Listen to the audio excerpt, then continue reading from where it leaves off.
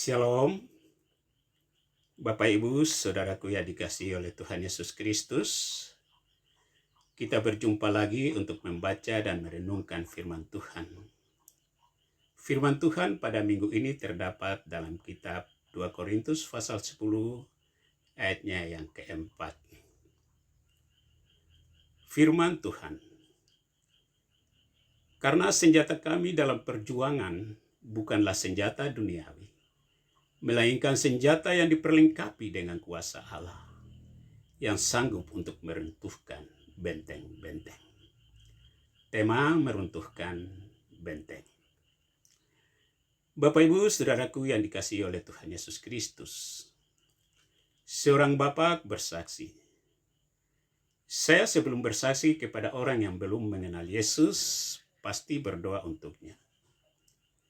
Amat terlebih setelah bersaksi dan menemukan apa yang menjadi penghambatnya sehingga sukar membuka hati, pasti saya doakan hal itu. Saya percaya pertemuan berikut akan menjadi lebih mudah bersaksi kepadanya. Ketika seseorang menolak Kristus, ia punya alasan pembenaran diri sendiri. Alasan yang menjadi keyakinannya itu bagaikan benteng di dalam hati dan pikirannya yang harus diruntuhkan terlebih dahulu, agar ia kemudian terbuka dan dapat menerima Kristus. Benteng-benteng yang menghalangi setiap orang untuk menemukan kebenaran berbeda satu dengan yang lainnya. Ada yang berupa keyakinan pada kepercayaan yang dianutnya. Ada pula yang berupa keterikatan pada kebiasaan buruk yang masih ingin dinikmatinya.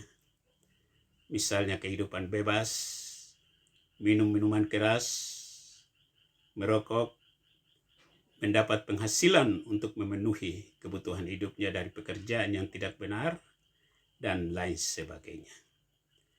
Atau cengkeraman roh jahat akibat ritual-ritual okultisme yang pernah dilakukan seseorang.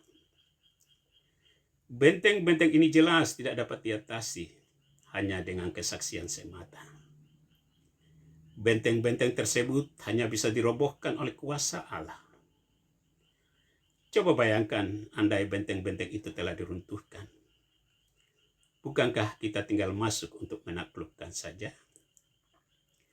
Bapak Ibu, Saudaraku yang diberkati oleh Tuhan Yesus Kristus. Doa adalah alat kita untuk melibatkan kuasa Allah bekerja. Berdoalah sebelum mulai bersaksi untuk membawa jiwa kepada Tuhan.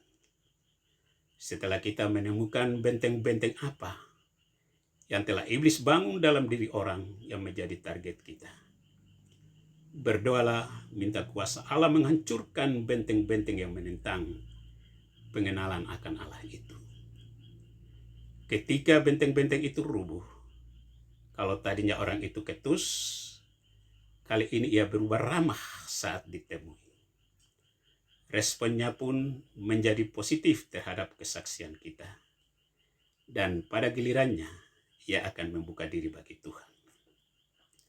Inilah kunci keberhasilan sebuah upaya memenangkan jiwa, yaitu kuasa Allah. Kuasa yang bekerja melalui doa yang dinaikkan, dan tentu saja juga melalui Roh Kudus yang berdiam dalam diri kita. Tuhan Yesus menyertai. Mari kita berdoa.